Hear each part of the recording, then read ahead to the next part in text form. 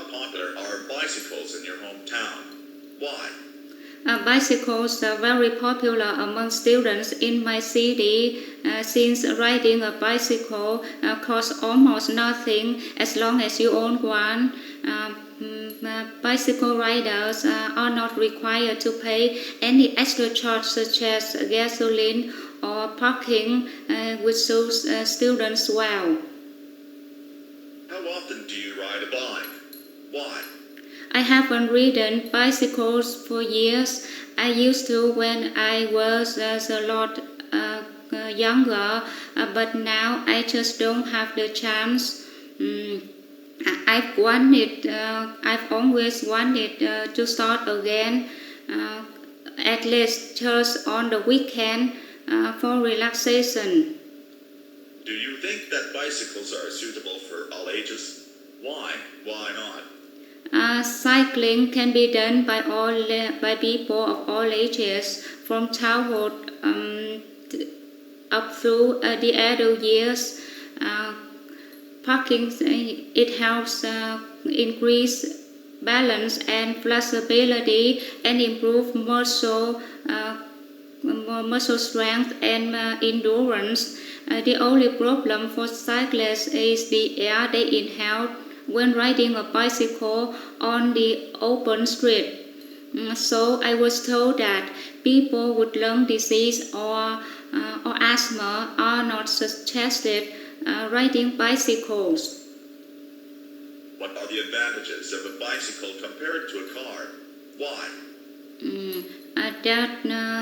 There's several undeniable convenient factors you discover when riding a bicycle. Parking space is always there for you.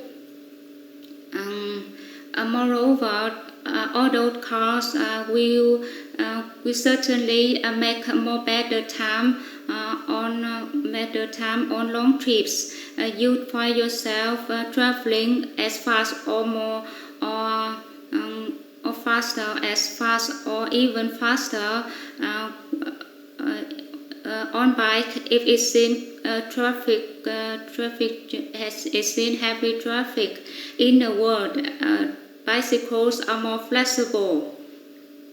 Describe a person who has done a lot of work to help people.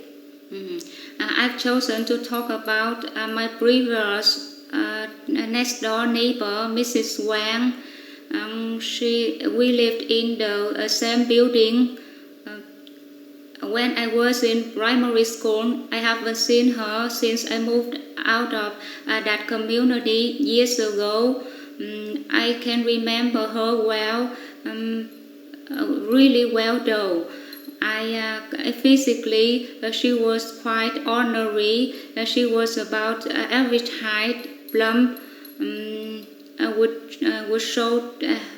with shoulder-length hair. Although her face looked younger than you would expect for a person of her age, I could say, about 40 years old. She had wrinkles around her eyes. It's probably because she smiled a lot. She was a full-time housewife, but she always kept herself busy. You could see her helping in the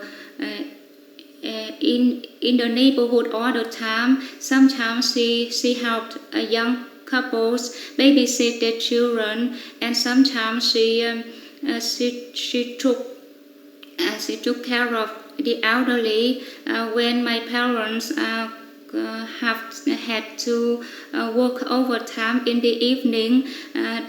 They just called Mrs. Wang, and I always ended up with a wonderful dinner with her family. Mrs. Wang did all the good deeds without asking for any return. She really did have a heart of gold. I'm sure I'll never forget her because she showed me how much happiness you can get from helping others. What are some of the ways people can help others in the community? Which is most important? There are children in need for food and shelter just to survive in all over the world, including my country. To help these children,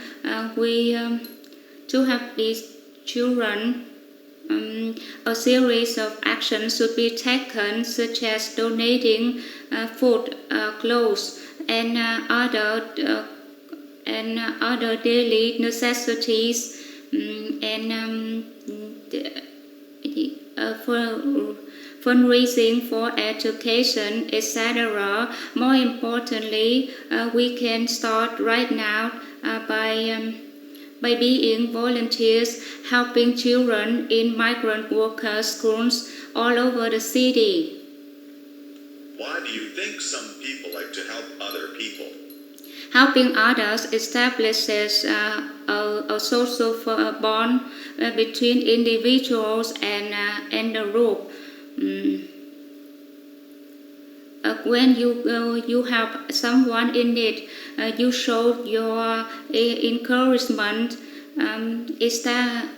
compassion and care to others. In return, you can get the sense of fulfillment and happiness.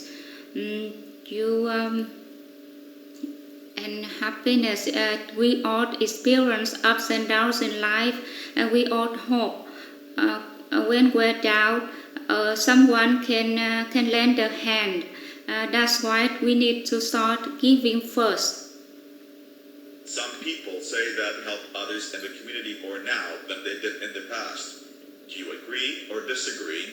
Why? I don't think people now help in the community more than they did in the past. People are social animals with the basic notion that if you scratch my back, I'll scratch yours. However, the exposure of several cases on media that people helping others got accused as the one who hurt others, we become reluctant to offer our help, even if we want to, just because we're afraid that we don't get anything in return, or even got blamed for doing so.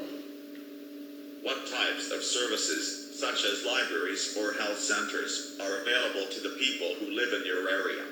Do you think there are enough of them? In my area, we've got a public garden with bodybuilding apparatus, but during the busy hour, which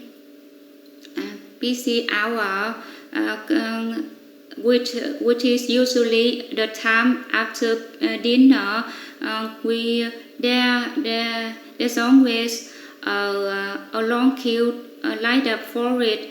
Apparently, there's not enough of them. We have a pretty good community clinic, though. It opens 24/7. 24/7 with welcoming and people and professional doctors and nurses. Which groups of people generally need most support in a community? Why? The group of old and the young definitely require more support in the community. That physical vulnerable and vulnerable and lack the ability to walk. The other groups that need more attention are the handicapped people. that physical disabilities demand more assistance, both psychologically and materially. Who do you think should pay for the services that are available to the people in a community? Should it be the government or individual people? It is the government's responsibility to invest on social services, but we individuals cannot leave the burden alone to the government. Public donation could also be beneficial supplements to the government funding, which plays an important supporting role in the system.